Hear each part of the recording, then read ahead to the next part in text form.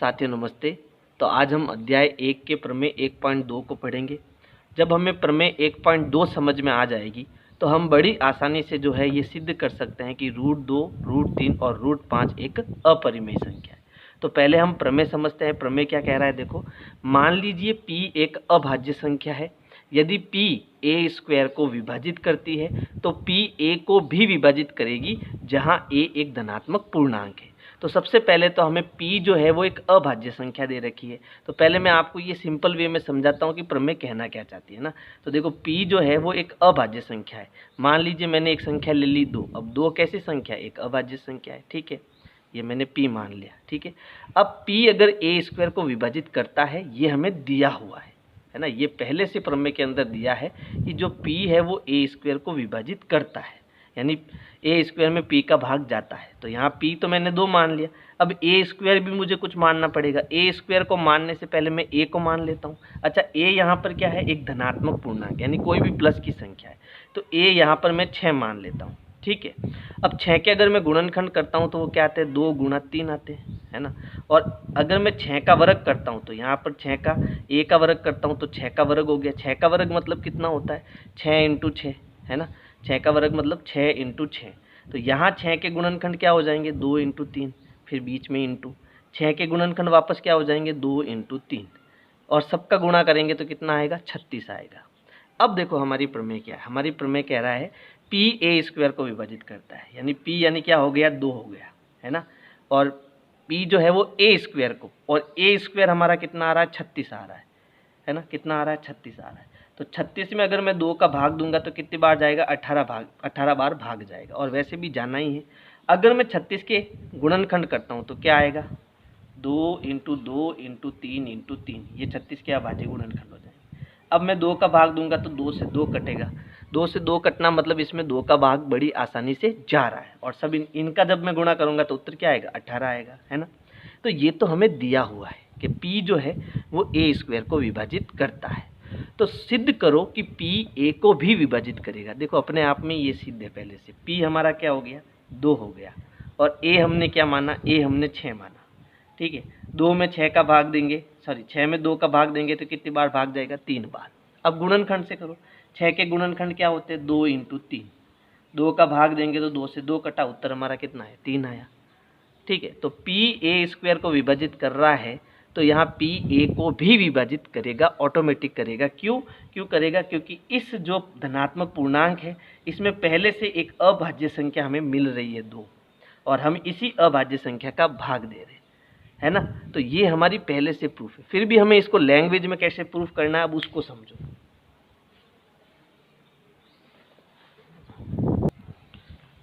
तो देखो सबसे पहले यहाँ पर मैं लिख देता हूँ उत्पत्ति, क्योंकि हम इसको क्या कर रहे हैं, सिद्ध कर रहे हैं ना।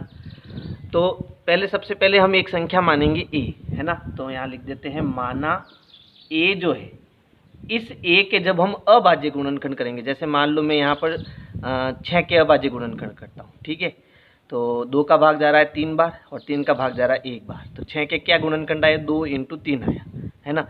इसी प्रकार ये एक संख्या है a। जब इसके मैं अभाज्य गुणनखंड करूंगा तो इसके अभाज्य गुणनखंड मान लो p1 × p2 × p3, ऐसे करके ये pn तक इसके क्या हो गए, गुणनखंड हो गए, ठीक है। यहाँ तक समझ में आया। अब हमें यहाँ बताना है ये p1 p2 p3 क्या है, जहाँ, है ना। अब मैंने इसके गुणनखंड करे तो ये क्या है, अभाज्य संख्या है ना। जहाँ p1, p2, p3 ... pn क्या है, अभाज्य संख्याएं हैं तथा इसमें जो हमने p माना है, p भी क्या है, एक अभाज्य संख्या है ना। तथा p, यहाँ लिख देते हैं, p a² का एक गुणनखंड है। किसका है, a² का एक गुणनखंड। p a² का एक गुणनखंड है, ये हमें दिया है। क्या है, दिया है। अब ये क्यों दिया है, क्योंकि p a² को विभाजित करता है। अब कब विभाजित करेगा, देखो ये जो मैंने 6 लिया है ना, 6 का वर्ग मतलब 6 × 6। अब 6 × 6 को कौन विभाजित कर रहा है, 2, यानी कि p विभाजित कर रहा है। ये कब विभाजित कर पाएगा? जब इसके अंदर एक गुणनखंड होगा, एक अभाज्य गुणनखंड होगा 2 का, तभी तो ये विभाजित कर पाएगा, है ना। ये हमें क्या है, दिया हुआ है, जहाँ p जो है वो ए स्क्वायर का एक गुणनखंड है, ये हमें इस प्रमेय के अंदर दिया हुआ है, ठीक है। अब हम क्या करेंगे, a का वर्ग करेंगे। अब हम क्या करेंगे, a का वर्ग करेंगे। a का वर्ग करेंगे मतलब इस पूरे का क्या करेंगे, वर्ग करेंगे, है ना। p1 into p2 into p3 dot dot pn, इनका भी क्या करेंगे, वर्ग करेंगे। अब वर्ग करने का मतलब इसका इसी से गुणा, यानी a स्क्वायर बराबर p1 into p2 into p3 dot dot pn गुणा, यानी इस संख्या का इसी से गुणा p1 into p2 into p3 dot dot pn, ठीक है। अब a स्क्वायर जो है, p जो है a स्क्वायर को विभाजित करता है। अब वापस लिखेंगे, क्योंकि p a स्क्वायर को विभाजित करता है ना। और इसको मैं समीकरण 1 ले लेता हूँ। तो समीकरण 1 से हम ये कह सकते हैं कि p जो है, p को p1 into p2 into p3 dot dot pn, है ना, ये जो मैंने यहाँ पर लिया है pn, ठीक है, इसमें से एक होना चाहिए, नहीं, इसमें से एक होना चाहिए, है ना।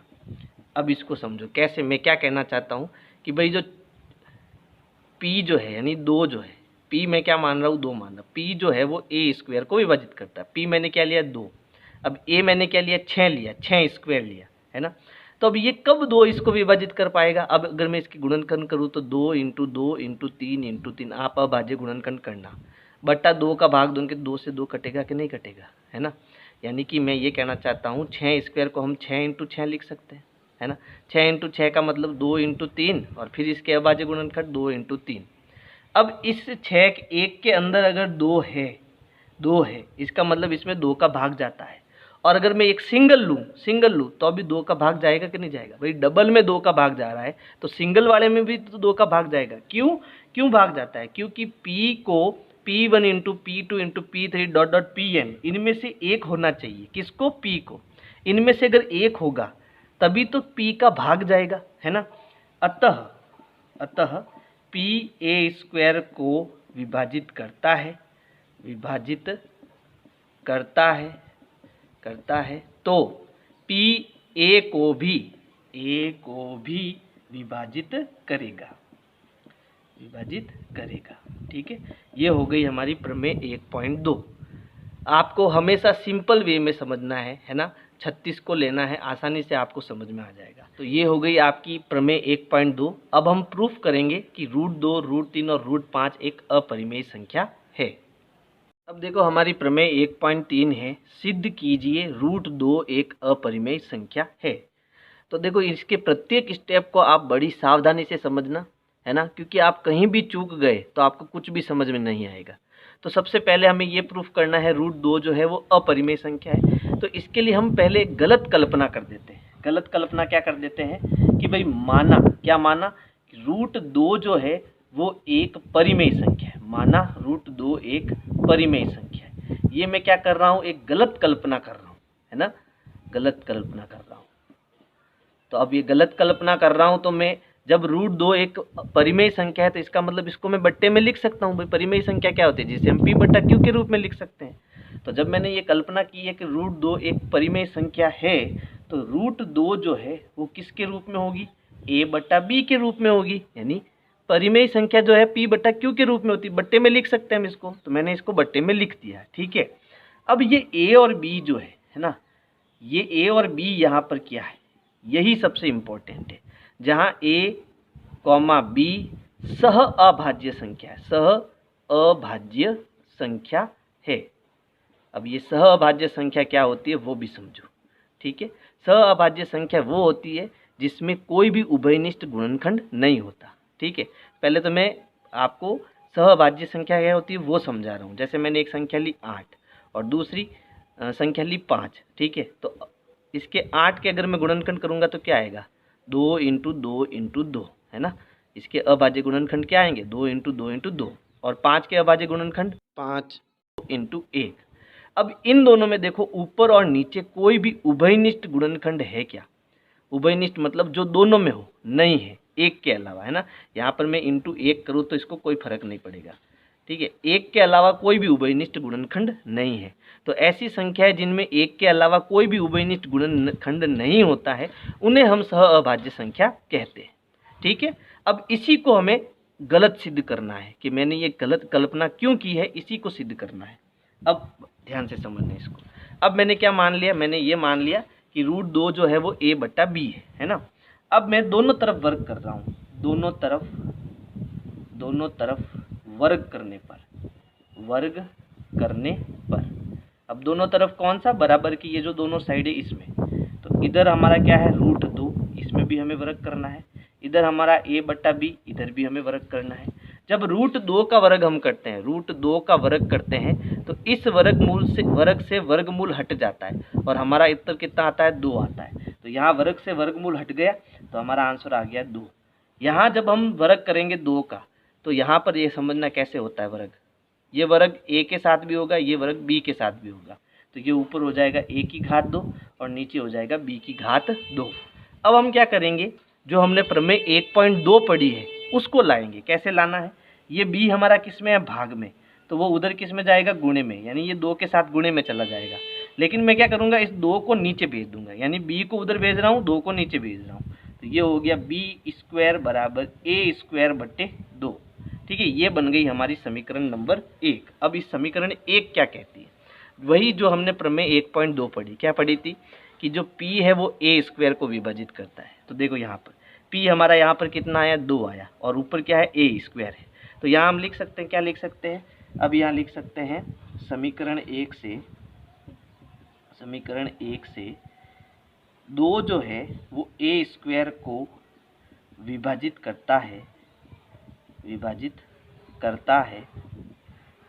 तो 2 देखो a² को विभाजित करता है तो ये a को भी विभाजित करेगा, है ना। तो 2 a को भी विभाजित करेगा। ये हमने प्रमेय 1.2 में अच्छे से समझा था, ठीक है। यहाँ भी यही हो रहा है। चलो अब हम इसको आगे करते हैं। अब मैं समीकरण 1 में क्या कर रहा हूँ, यहाँ समीकरण 1 में मैं कुछ मान लेता हूँ। अब मैं क्या मान लेता हूँ वो समझो। चलो यहाँ मैं मान लेता हूँ, माना a बराबर 2c। यहाँ पर a को मैंने क्या मान लिया, 2c मान लिया। अब क्यों मान लिया 2c, कि भाई यहाँ पर 2 का भाग कब जाएगा, यहाँ कह रहा है कि भाई a² में 2 का भाग कब जा रहा है, जब यहाँ 2 में पक्का एक अभाज्य गुणनखंड 2 होगा, तभी तो 2 से 2 कटेगा, है ना। तो यहाँ मैंने a को क्या मान लिया, 2c मान लिया, क्योंकि इसमें एक अभाज्य गुणनखंड 2 होगा ही होगा, तभी तो 2 का भाग जा रहा है, समझ गए ना। तो अब मैं यहाँ पर समीकरण 1 में जो है a का मान 2c लगाऊंगा, ठीक है। माना a बराबर 2c, तो समीकरण 1 से तो समीकरण 1 हमारा क्या है, वो पकड़ो वापस, b² बराबर a², है ना। a², यहाँ देखो या a की जगह मैंने कोष्टक बना दिया और ऊपर वर्ग लिख दिया, बट्टा नीचे कितना है 2, और a हमने क्या माना 2c, तो अंदर हमारा कितना आ गया 2c। इसको सॉल्व करेंगे तो 2 का वर्ग तो हो जाएगा 4, 2 दूनी 4, और c का वर्ग हो जाएगा c की घात 2, बट्टा नीचे कितना है 2। अब नीचे 2 का वर्ग मत कर लेना, क्योंकि वर्ग केवल इसके ऊपर ही हो रहा है, नीचे नहीं हो रहा है ना। अब 4 और 2 में 2 का भाग जाता है ना, इसको मैं नीचे लिख देता हूँ, ठीक रहेगा। b² बराबर 4c² बट्टा 2, ये भाग गया, 2 एकम 2, 2 दूनी 4। तो अब हमें b² क्या मिला, b² हमें मिला, यहाँ 2 है ना, 2c²। अब मैं क्या कर रहा हूँ, इस 2 को, ये गुणे में है, इसके नीचे भेज रहा हूँ, है ना, यानी b के नीचे भेज रहा हूँ भाग में, है ना। तो हमें क्या मिला, हमें मिला b² बट्टा 2, ये 2 नीचे आ गया, बराबर c²। अब देखो यहाँ पर फिर से क्या हो रहा है, यहाँ पर फिर से वही हो रहा है, 2 जो है अब की बार b² को विभाजित कर रहा है ना। अब मेरे पास जगह नहीं है तो मैं यहाँ लिख रहा हूँ आगे की लाइन, है ना। यहाँ पर क्या हो रहा है कि जो ये 2 है वो b² को विभाजित करता है,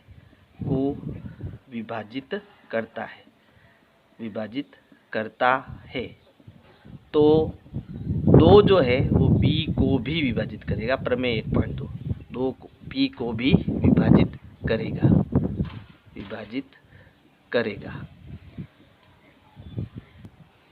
है ना, जो कि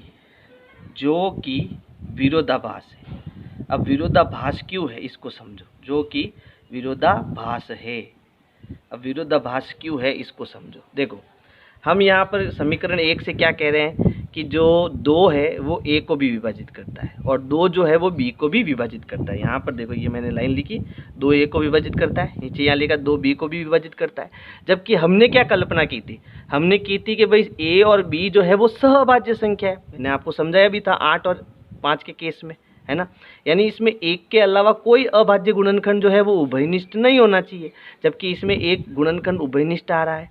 यानी यहाँ 2 इंटू ए भी आ रहा है, यहाँ सी ले लेते हैं ए की जगह, है ना, और यहाँ डी ले लेते हैं, ठीक है, और ये हो गया a बट्टा बी, है ना, और ये 2 से 2 कट रहा है, यानी इसमें एक उभयनिष्ठ गुणनखंड मुझे मिल रहा है। जबकि ये तो सहभाज्य संख्या थी, इसमें एक उभयनिष्ठ गुणनखंड आना ही नहीं चाहिए था। यानी ये क्या हो गया, यहाँ पर विरोधाभास हो गया। अब ये विरोधाभास क्यों हुआ, तो ये विरोधाभास हमारी एक गलत कल्पना के कारण हुआ। और वो गलत कल्पना हमारी क्या थी, हमने ये मान लिया कि √2 जो है वो एक अपरिमेय संख्या है ना। तो जो कि विरोधाभास है, क्योंकि a, b तो सहअभाज्य संख्या है, सहअभाज्य संख्या कर लेते, सहअभाज्य संख्या है ना। अतः √2 एक अपरिमेय संख्या है, ये हमारा प्रूफ हो गया। देखो अगला प्रश्न है, सिद्ध कीजिए √3 एक अपरिमेय संख्या है। और ये वाला हमारा उदाहरण 5 भी है, ठीक है। तो अब इसको हम सिद्ध करते हैं। तो सबसे पहले हम एक गलत कल्पना करेंगे। वो गलत कल्पना क्या होगी, माना √3 एक परिमेय संख्या है। कैसी संख्या है, परिमेय संख्या है, ठीक है। और जब ये परिमेय संख्या है तो इसको मैं बट्टे के रूप में लिख सकता हूँ। तो √3 बराबर a बट्टा b के रूप में लिखी जा सकती है। और यहाँ a b क्या है, a b यहाँ सहअभाज्य संख्या है ना, सहअभाज्य संख्या है,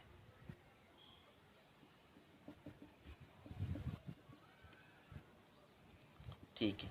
अब हमें क्या करना है, इसके दोनों तरफ वर्ग करना है।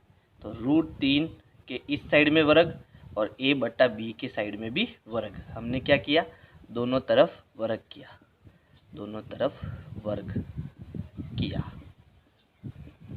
और जैसे ही हमने वर्ग किया तो यहाँ पर √3 ये वर्गमूल है और ये वर्ग है, तो वर्ग से वर्गमूल हट गया, हमारा आंसर क्या आ गया, 3 आ गया। तो ये हो गया 3 बराबर a की घात 2 बट्टा b की घात 2।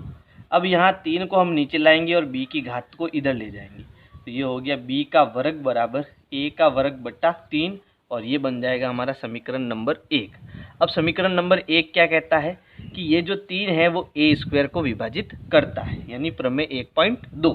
तो हम यहाँ लिखेंगे, चूँकि 3 a² को विभाजित करता है,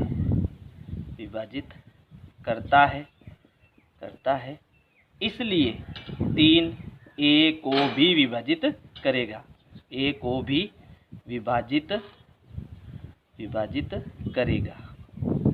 ठीक है।